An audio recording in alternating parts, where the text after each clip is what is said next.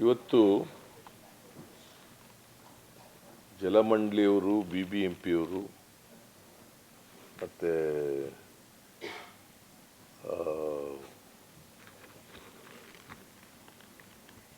Energy ಡಿಪಾರ್ಟ್ಮೆಂಟ್ನವರು ಮತ್ತು ನೀರಾವರಿ ಇಲಾಖೆಯವರು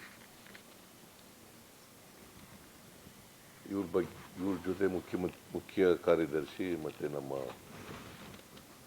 ಪ್ರಧಾನ ಕಾರ್ಯದರ್ಶಿ ಅವರೆಲ್ಲರೂ ಕೂಡ ಸೇರಿ ಒಂದು ಮೀಟಿಂಗ್ ಮಾಡಿದ್ರು. ಬೆಂಗಳೂರಿನಲ್ಲಿ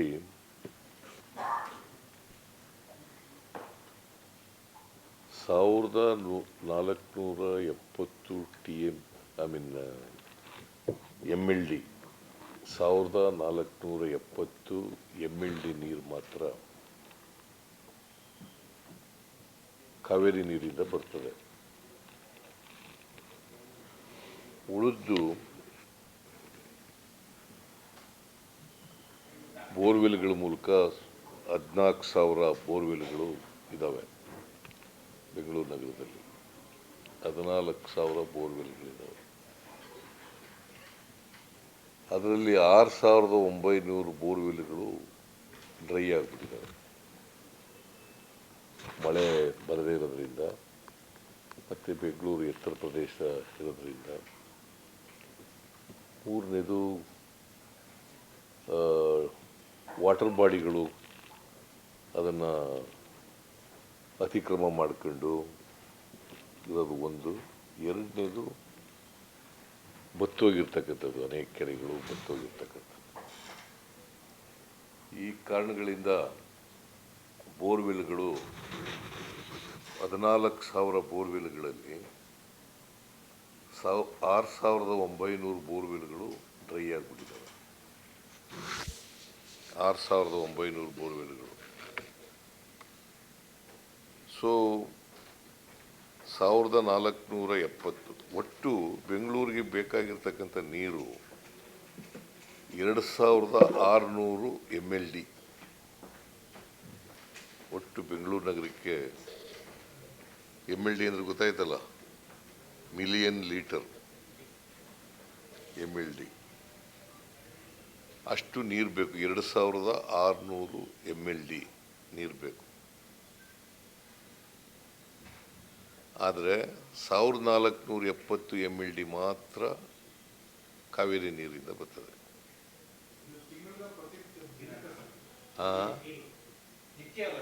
ನೀರ ಪ್ರತಿನಿತ್ಯ.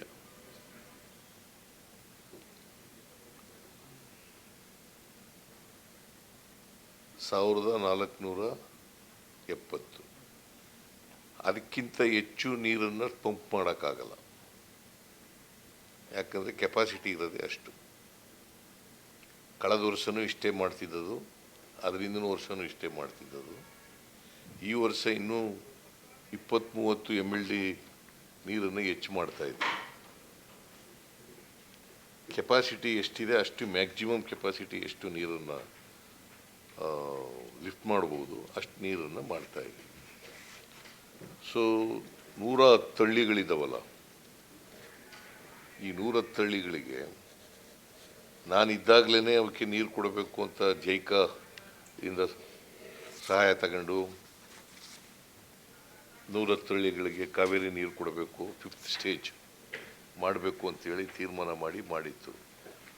ಆದರೆ ಹಿಂದಿನ ಸರ್ಕಾರದವರು ಅದನ್ನು ಕೊರೋನಾ ಬತ್ತು ಅಂತೇಳಿ ವಿಳಂಬ ಮಾಡಿ ಕಂಪ್ಲೀಟ್ ಆಗಲಿಲ್ಲ. ಬಹುಶಃ ಜೂನ್ ಒಳಗಡೆ ಅದು ಕಂಪ್ಲೀಟ್ ಆಗುತ್ತೆ.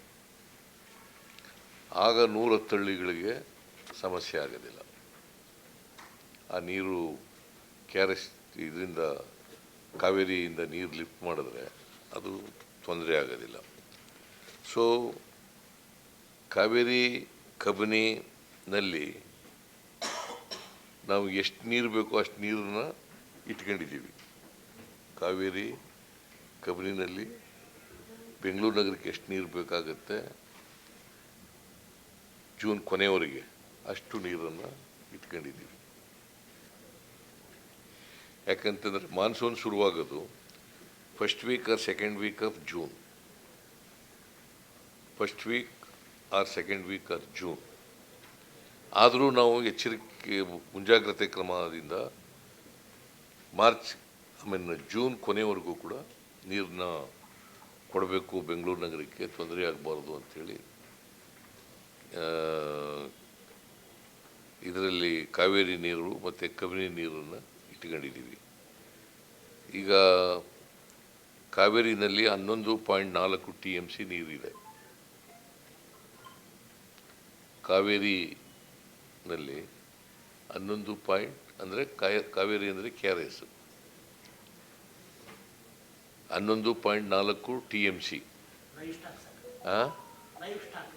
ಹೌದು, ಲೈವ್ ಸ್ಟಾಕ್, ಡೆಡ್ ಸ್ಟಾಕ್ ಅಲ್ಲ ಇದು. ಕಬಿನಿನಲ್ಲಿ 9.02 TMC. ಸೊ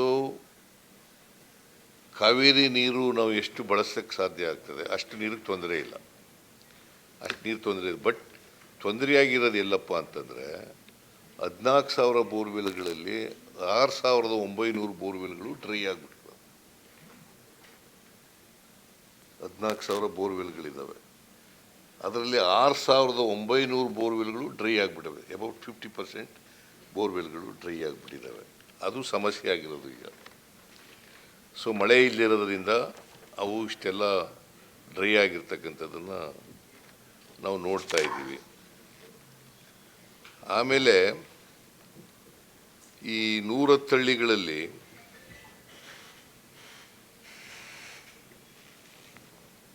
ಐವತ್ತೊಂದು ಹಳ್ಳಿಗಳಿಗೆ ಭಾಳ ತೊಂದರೆ ಇದೆ.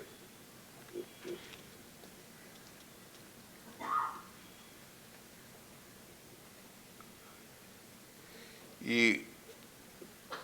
ಜೂನ್ ಒಳಗಡೆ 5ನೇ ಹಂತ ಪೂರ್ಣ ಆಗ್ತದೆ. ಅದರಿಂದ 775 MLD 775 MLD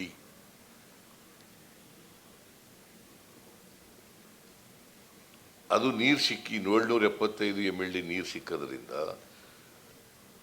110 ಹಳ್ಳಿಗಳಿಗೆ ನೀರಿಗೆ ತೊಂದರೆ ಆಗಲ್ಲ. ಇನ್ನು ಮೇ 15ಕ್ಕೆ ಆಗುತ್ತೆ ಅಂತ ಹೇಳ್ತಾರೆ, ನಾನು ಜೂನ್ ಒಳಗಡೆ ಅಂತ ಹೇಳಿದ್ದೀನಿ. ಮೇ 15ಕ್ಕೆ ಈ ಕಾರ್ಯ ಮುಗೀತದೆ. 5th ಸ್ಟೇಜ್ ಕಾವೇರಿ ವಾಟರ್ದು ಜೂನ್ ಒಳಗಡೆ ಮುಗೀತದೆ, ಅದು ಮೇ 15ಕ್ಕೆ ಮುಗೀತದೆ ಅಂತ ಇದೆ. ಸೊ ಅದಾದರೆ 775 MLD ನೀರು ಸಿಗುತ್ತೆ. ಅದು 110 ಹಳ್ಳಿಗಳಿಗೆ ಸರಬರಾಜಾಗುತ್ತೆ. ಸೊ ಆ ಸಮಸ್ಯೆ ಬಗೆಹರಿಯಲಿಕ್ಕೆ ಸಾಧ್ಯ ಆಗ್ತದೆ. ಆಮೇಲೆ ಬೆಂಗಳೂರಿನಲ್ಲಿ ಹೊಸ ಬೋರ್ವೆಲ್ಗಳು ಎಲ್ಲೆಲ್ಲಿ ನೀರು ಸಿಗ್ತದೆ ಅಲ್ಲಿ ಬೋರ್ವೆಲ್ ಹಾಕಿ ಅಂತ ಹೇಳಿದ್ರೆ 313 ಸ್ಥಳಗಳಲ್ಲಿ ಹೊಸ ಬೋರ್ವೆಲ್ಗಳನ್ನು ತೋರಿಸ್ತಾರೆ. 313.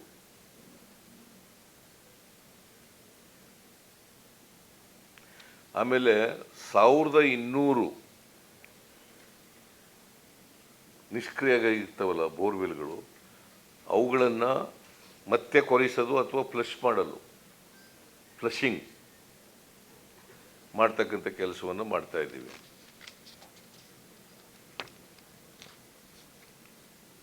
ಎಲ್ಲಿ ಈಗ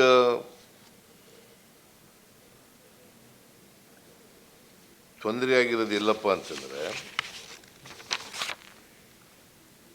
ಕೊಳಗೇರಿಗಳು ನೀರಿಗೆ ತೊಂದರೆ ಆಗಿರ್ತಕ್ಕಂಥದ್ದು. ಆಮೇಲೆ ಎತ್ತರದ ಪ್ರದೇಶಗಳು ಹಾಗೂ 110 ಹಳ್ಳಿಗಳು ಮತ್ತು ಬೋರ್ವೆಲ್ ಮೇಲೆ ಡಿಪೆಂಡ್ ಆಗಿದ್ದಾರಲ್ಲ ಅವರು. ಅದಕ್ಕೆ ನಾನು ಏನು ಹೇಳಿದ್ದೀನಿ, ಟ್ಯಾಂಕರ್ಗಳು ಎಲ್ಲೆಲ್ಲಿ ಸಿಗ್ತವೆ ಅಷ್ಟು ಟ್ಯಾಂಕರ್ಗಳನ್ನ ಬಳಸ್ತಕ್ಕಂಥದ್ದನ್ನು ಮಾಡಬೇಕು. ಅದು KMFನಲ್ಲಿ ಸಿಗ್ತಕ್ಕಂಥದ್ದು ಇರ್ಬೋದು, ಅಥವಾ ಬೇರೆ ಕಡೆ ಖಾಸಗಿಯಾಗಿ ಸಿಗ್ತಕ್ಕಂಥ ಬೋರ್ವೆಲ್ಗಳು ಟ್ಯಾಂಕರ್ಗಳಿರ್ಬೋದು. ಆ ಬೋರ್ವೆಲ್ಗಳನ್ನೆಲ್ಲ ಉಪಯೋಗಿಸ್ಕೊಳ್ತಕ್ಕಂಥ ಕೆಲಸವನ್ನು ಮಾಡಿ ಅಂತ ಹೇಳಿದ್ದೀನಿ. ಜೊತೆಗೆ ಈ ಕಂಟ್ರೋಲ್ ರೂಮ್ಗಳನ್ನ ಹೆಚ್ಚು ಮಾಡಿ ಅಂತ ಹೇಳಿದ್ದೀನಿ. ಈಗ ಎಷ್ಟು 143 ಇದಾವಂತೆ ಅವು ಅದನ್ನು ಅಲ್ಲ ಟಾಸ್ಕ್ ಫೋರ್ಸ್ಗಳು 143 ಇದ್ದಾವೆ, ಅವನ್ನ ಹೆಚ್ಚು ಮಾಡಿ ಅಂತ ಹೇಳಿದ್ದೀನಿ. ಮತ್ತು ಟ್ಯಾಂಕರ್ಗಳನ್ನ ಹೆಚ್ಚು ಮಾಡಿ ಅಂತ ಹೇಳಿದ್ದೀನಿ. ಎಲ್ಲಿ ಕಂಪ್ಲೇಂಟ್ ಕೊಡ್ತಾರೆ ಆ ಕಂಪ್ಲೇಂಟ್ ಕೊಟ್ಟ ತಕ್ಷಣವೇ ನೀವು ಟ್ಯಾಂಕರು ರೆಡಿ ಇರಬೇಕು, ಅಲ್ಲಿಗೆ ಆ ಜಾಗಕ್ಕೆ ಕಳಿಸ್ಕೊಡ್ತಕ್ಕಂಥ ಕೆಲಸ ಮಾಡಬೇಕು. ಸೊ ಮೊದಲು ಐಡೆಂಟಿಫೈ ಮಾಡಬೇಕು, which are the critical area ಅಂತೇಳಿ, ಪ್ರಾಬ್ಲಮ್ಯಾಟಿಕ್ ಏರಿಯಾ ಅಂತ ಐಡೆಂಟಿಫೈ ಮಾಡಬೇಕು. ಆ ಐಡೆಂಟಿಫೈ ಮಾಡಿ ಅಂಥ ಕಡೆಗೆ ಟ್ಯಾಂಕರ್ಗಳ ಮೂಲಕ ನೀರು ಕೊಡ್ತಕ್ಕಂಥದ್ದಾಗಬೇಕು. ಎರಡನೇದು, ಕಂಪ್ಲೇಂಟ್ ಕೊಟ್ಟರೆ ತಕ್ಷಣ ಅವ್ರಿಗೆ ಸ್ಪಂದಿಸ್ತಕ್ಕಂಥದ್ದು ರೀತಿಯಲ್ಲಿ ಆಗಬೇಕು. ಟಾಸ್ಕ್ ಫೋರ್ಸ್ಗಳನ್ನ ಅದಕ್ಕೋಸ್ಕರನೇ ಹೆಚ್ಚು ಮಾಡಬೇಕು ಅಂತಕ್ಕಂಥದ್ದು.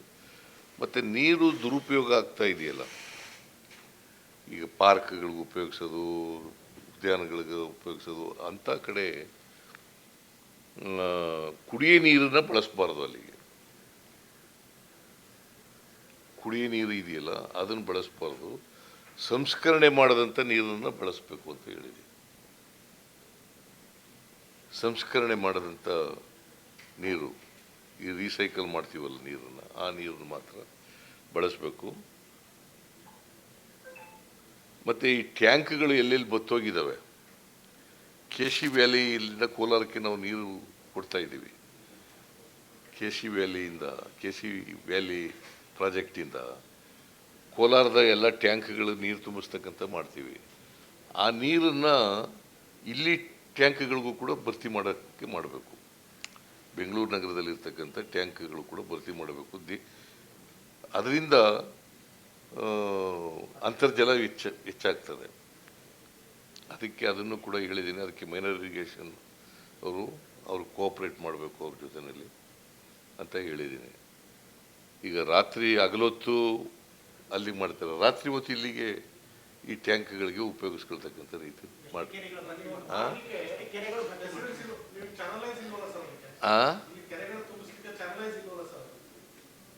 ಅವ್ರು ಮಾಡ್ತಾರೆ. ಈಗ ನೀರು ಮಾಡಿ ಹೆಂಗೆ ಮಾಡಬೇಕು ಅದನ್ನು ಮಾಡ್ತಾರೆ. ಪೈಪ್ಗಳ ಮೂಲಕ ಹಾಕಿ ನೀರು ತಗೊಬಂದು ಕೊಡೋದು ಮಾಡ್ತಾರೆ.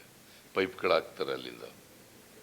ನೀವು ಇನ್ನು ನಮ್ಮ ಚಾನೆಲ್ ಸಬ್ಸ್ಕ್ರೈಬ್ ಮಾಡಿಲ್ಲ ಅಂದ್ರೆ ಈಗಲೇ ಸಬ್ಸ್ಕ್ರೈಬ್ ಮಾಡಿ, ಶೇರ್ ಮಾಡಿ, ಲೈಕ್ ಮಾಡಿ.